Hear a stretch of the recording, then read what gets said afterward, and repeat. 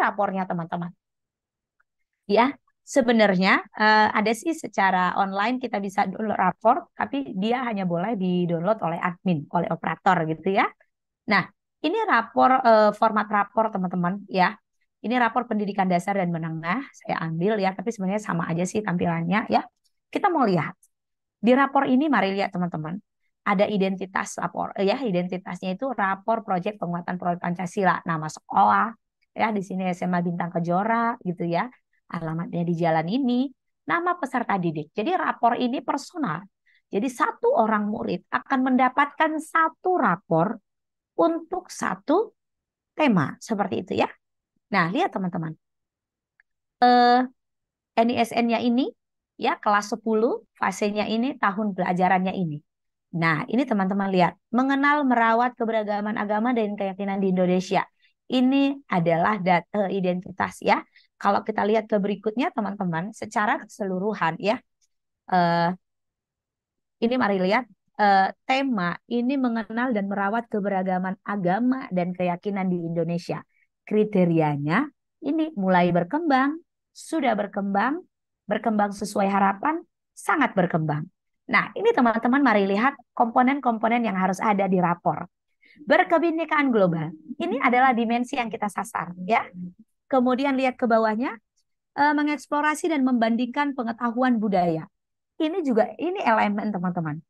Bu Erlina, gimana sih melihat ini? Tinggal lihat di panduan, teman-teman, sudah ada. Kita tinggal copy-copy paste gitu ya. Nah, kemudian elemen ini dirunga lagi di sub elemennya. Oke?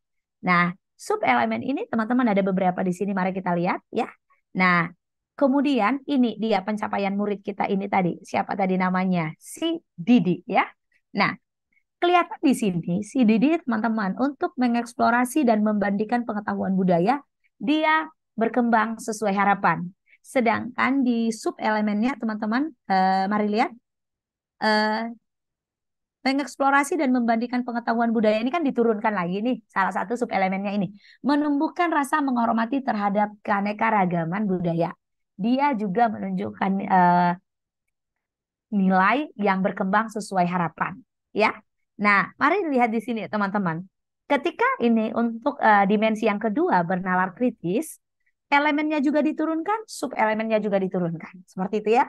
Nah, sehingga ketika nanti kita memberi berkembang sesuai harapan, sangat berkembang ya, sangat berkembang gitu ya, atau nanti sudah berkembang atau mulai berkembang, maka teman-teman lihat teman-teman simpulan. Ini kesimpulannya kita nggak usah ngisi lagi, ya. Sistem akan membaca logaritma dari apa yang kita masukkan dan catatan prosesnya akan langsung kelihatan di bawah. Jadi teman-teman, ya, ini akan sangat membantu guru. Bayangkan teman-teman, sesederhana ini kita menyajikan rapor, gitu ya. Nah, persoalannya lagi, ini balik lagi ke guru, mau mendampingi murid selama proses atau tidak. Karena ketika kita mendampingi murid, ini tentu tidak akan semudah seperti kita bercerita sekarang. Kenapa? Ketika kita bertemu murid, mendampingi mereka mengerjakan proyek, kita sama-sama guru, teman-teman. Paham banget gimana ya? Sebenarnya bisa dikatakan sih Merdeka Belajar ini masih mimpi kita bersama ya. Sebenarnya di lapangan kita masih bisa dikatakan terjajah belajar. Terlihat ketika bel istirahat itu, misalkan kita masuk bel istirahat berbunyi, mayoritas murid itu masih bahagia banget gitu. Wah senang banget, kelas Bu Erlina udah habis, udah bel gitu. Bahkan anak-anak kita belum mampu tuh memimpin pembelajarannya sendiri. Secara mayoritas kita melihat ya. Apalagi seperti di sekolah saya, sekolah negeri gitu ya. Kami di pinggiran gitu. Nah, teman-teman, seperti inilah sebenarnya tampilan dari rapor kita yang akan nanti kita isi. Ya, kita mau lihat nih. Saya siapa tahu tadi teman-teman nggak bisa lihat, ini saya perbesar aja sih ya. Contoh nih temanya mengenal dan merawat keberagaman agama dan keyakinan di Indonesia ya. Ini teman-teman siapa tahu yang ini kekecilan gitu ya. Nah, ini besar, saya besarkan ada beberapa slide. Nanti ketika panitia membagikannya kepada teman-teman, teman-teman bisa lihat gitu ya. Nah, ini teman-teman. Jadi setiap elemen dan sub elemen itu kita berikan poinnya atau checklistnya dia berada di mana. Ya. Nah, sistem akan membuat nanti langsung catatannya di bawah. Kesimpulannya seperti apa sih gitu, begitu ya. Nah, teman-teman, Eh,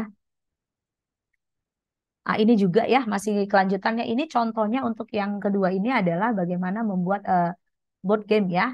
Nah, dalam pembuatan ini yang dikeker dimensinya adalah bergotong royong. Nah, ketika dimensinya bergotong royong, apa elemennya? Kan seperti itu. Cuman dimensi ini teman-teman, kita tidak menentukan apakah dia mulai berkembang, sudah berkembang, berkembang sangat sesuai harapan atau sangat amat berkembang. Tidak. Yang mulai nanti kita beri checklist adalah mulai dari dia elemen, ya. Kemudian ke sub elemennya. Ini mari lihat teman-teman. Untuk bergotong royong, elemennya adalah kerjasama, ya. Kerjasama. Di fase ini, kerjasama akan muncul ketika membangun tim dan mengelola kerjasama untuk mencapai tujuan bersama. Ini tadi fase apa ya? Mari kita lihat. Saya mau balik sebentar. Ini fase E, teman-teman. Kelas 10 ya. Nah, jadi di kelas 10 itu, teman-teman, kelewatan. Ini dia. Di fase E atau kelas 10, elemen kerjasama akan muncul di diri murid ketika murid mampu membangun tim dan mengelola kerjasama untuk mencapai tujuan bersama sesuai dengan target yang sudah ditentukan. Nah, sub elemennya apa? Kerjasama ini kita turunkan sub elemennya adalah komunikasi untuk mencapai tujuan bersama. Ya, jadi ini anak-anak di fase E aktif menyimak untuk memahami dan menganalisis informasi, gagasan, emosi, keterampilan dan perhatian yang disampaikan kepada orang lain dan kelompok ya. Ini teman-teman. Di sini kita berikan checklist berada di posisi mana si anak. Mulai dari elemen tadi ya, Bapak Ibu ya, ke sub elemen. Nah, ini untuk dimensi yang kedua. Seperti itu ya. Nah, seperti itu teman-teman. Ya. Nah, catatan ini teman-teman kita lihat catatan si Didi. Dalam mengerjakan proyek profil ini, Didi mencoba untuk mengembangkan kemampuan dalam bekerja dalam kelompok gitu ya. Selama pengerjaan proyek ini, Didi dapat fokus bekerja dan selalu berusaha untuk memberikan kontribusi pada kelompoknya. Namun, ia masih perlu belajar lebih bertanggung jawab dan memenuhi komitmennya atas tugas-tugas yang ia emban, sehingga tidak menjadi hambatan bagi bergulirnya proses dalam kelompok. Ya, dalam kelompok ini, Didi merasa ia masih belum dapat bekerja sama dengan baik bersama kelompoknya. Didi pun menyampaikan bahwa ia masih belajar untuk memahami teman-temannya dan menyesuaikan diri dalam kelompok. Bayangkan teman-teman kita bisa melihat secara keseluruhan gimana sih pencapaian Didi gitu ya. Nah, kita bisa lihat gimana dimensinya di sini atau karakter yang ingin disasar. Di sini karakter yang disasar adalah bergotong royong. Jadi bergotong royong itu digambarkan lebih spesifik. Gotong royong itu jika dia mampu bekerja sama gitu ya dalam kelompok ya. Kemudian juga memberi kontribusi pada kelompok ya. Bagaimana dia bertanggung jawab dalam memenuhi kebutuhan memenuhi komitmen dan tugas-tugas kelompok ya, sehingga nanti teman-teman eh, kelompok itu nanti kan bekerja dengan baik gitu ya. Tapi yang kita keker sebenarnya bukan apa sih yang ingin dicapai kelompok, bukan, tetapi karakter. Jadi teman-teman, saya mau bercerita sedikit.